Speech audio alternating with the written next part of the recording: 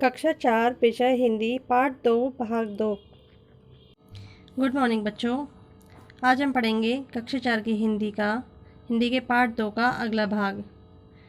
आपने पिछले भाग में पढ़ा था कि एक लड़का है जो बैठे बैठे ऊंची ऊंची उड़ानें भरता रहता है और दूर दूर की बातें सोचता रहता है, नई नई कल्पनाएं करता रहता है। अब आप देखिए इस पार्ट में आप आगे क्या पढ़ेंगे। इस तरह वो लड़का ऊंची ऊंची कल्पनाएं किया करता था। अब उसे अपनी झोंपड़ी और गरीबी के रहन सहन से घृणा हो गई थी। उसकी पीठ पर पंख होते तो वह उसी क्षण उड़कर दूसरी पहाड़ी पर चमकने वाले भव्य भवन में पहुंच जाता, लेकिन लाचारी थी। एक तो शाम हो चली थी, इसलिए रात में रास्ता चलना कठिन था। दूसरे यह डर था कि माँ देख लेगी तो घर से बाहर नहीं जाने देगी। ऐसी दशा में उसने अगले दिन वहां से भागने का निश्चय किया। दूसरे दिन ज्यों ही उसकी माँ काम काज की खोज में बाहर निकली, लड़का झोंपड़ी से भाग खड़ा हुआ और बड़े उत्साह से महल की ओर चल पड़ा। मतलब उसे ऊंची पहाड़ी पर एक महल दिखाई दे रहा था जो उसको अपनी झोंपड़ी से बहुत ही सुंदर और बहुत ही अच्छा सोने जैसा दिखाई दे रहा था।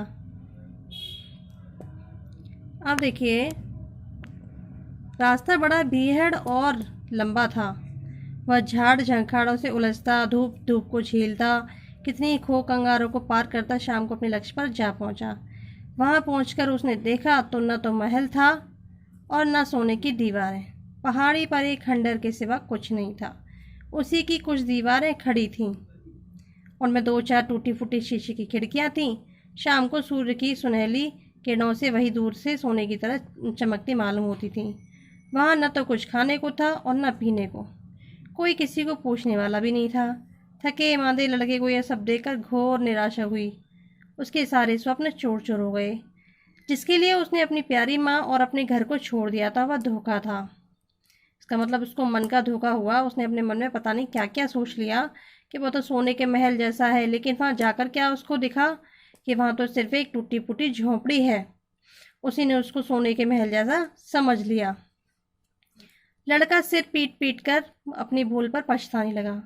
वह भूख और थकावट के मारे व्याकुल था।